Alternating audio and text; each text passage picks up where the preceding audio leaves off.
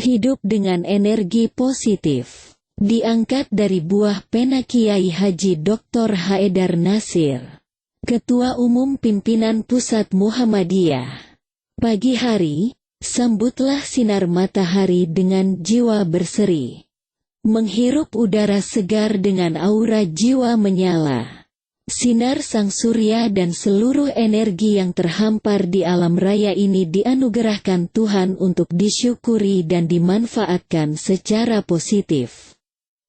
Bisa berolahraga ringan, sedang, dan berat agar tubuh dan pikiran segar dan sehat.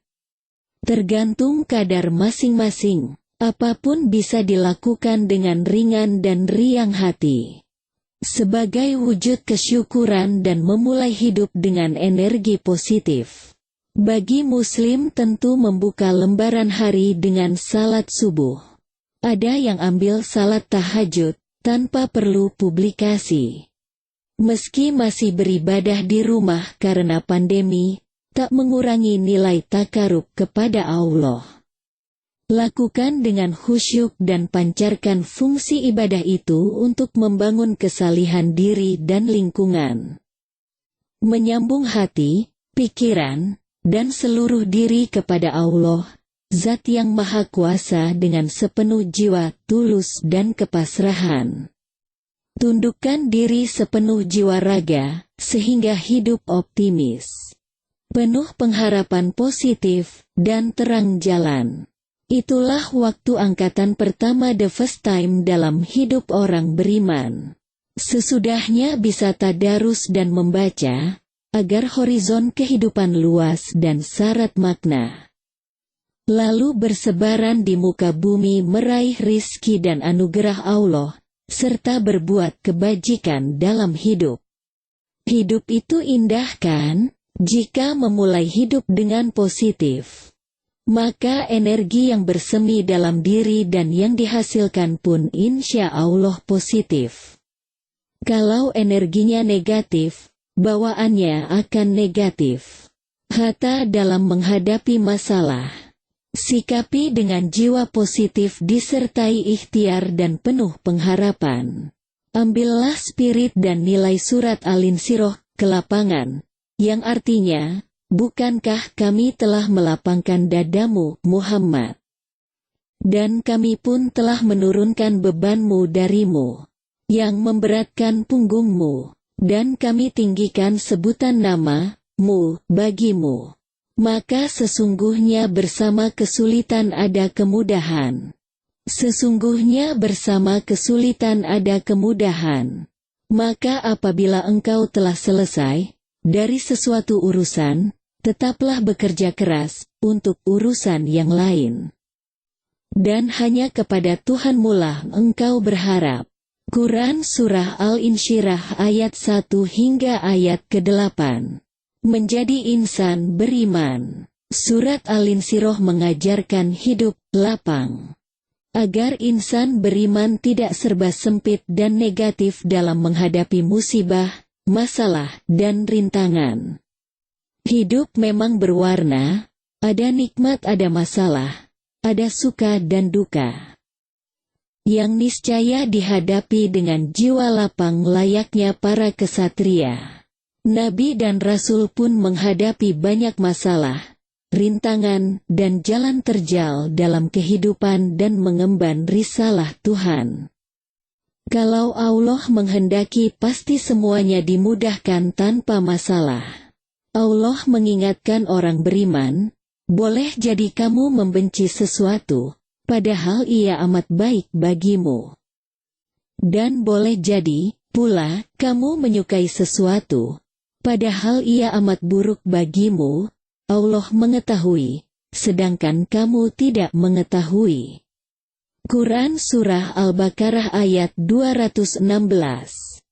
Masalah bisa datang dan pergi dalam hidup pribadi, keluarga, masyarakat, berbangsa dan bernegara. Bahkan dalam relasi semesta, semuanya untuk disikapi dan dihadapi. Ada yang bisa diselesaikan. Boleh jadi ada yang tidak terselesaikan sebagaimana mestinya. Jangan diratapi, apalagi disikapi dengan amarah, sesal, kebencian, dan segala luapan negatif. Masalah jangan memenjara diri kita menjadi sosok yang garang, pendendam, pemarah, dan penyebar energi negatif atas nama apapun. Jika hidup kita merasa benar dan lurus, ingatlah semua insan ada kelemahan, jangan gampang menghakimi dan menghujat orang lain. Tazaku atau merasa diri paling bersih dan suci itu juga tidak dibenarkan Tuhan. Sikapi dan jalani hidup dengan jiwa Abdullah, hamba Allah yang selalu beribadah dan pasrah kepadanya, dan Khalifatul fil Ardil, wakil Tuhan yang bertugas memakmurkan bumi, sebagaimana teladan utama para nabi dan rasul serta orang-orang bijak nan cerdas dan mulia hati.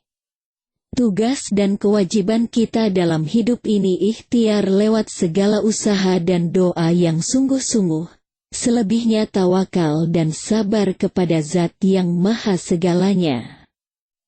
Hal yang terbaik berbuatlah yang positif dan membawa kemaslahan, kebaikan, dan kemajuan hidup meskipun setahap demi setahap.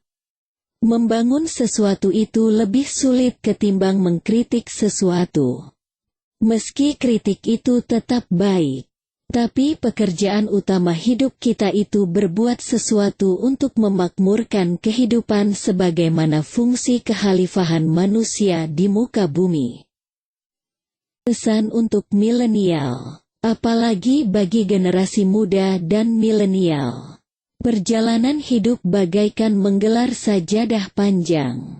Jangan hidup untuk sekadar hidup, tapi hidup bernilai dan bertujuan raih kebahagiaan di dunia dan akhirat. Jalani hidup dengan kesungguhan, lapang hati, luas pandangan, dan penuh optimisme.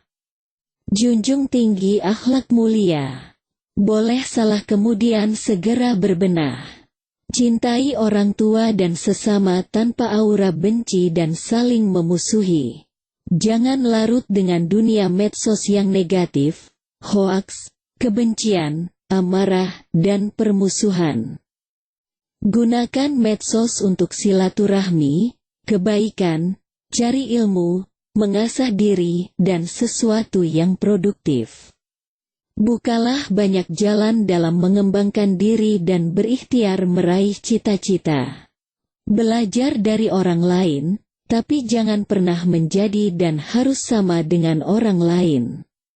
Jalin sebanyak mungkin silaturahmi, persahabatan, dan relasi tanpa sekat agama dan batas sosial lainnya.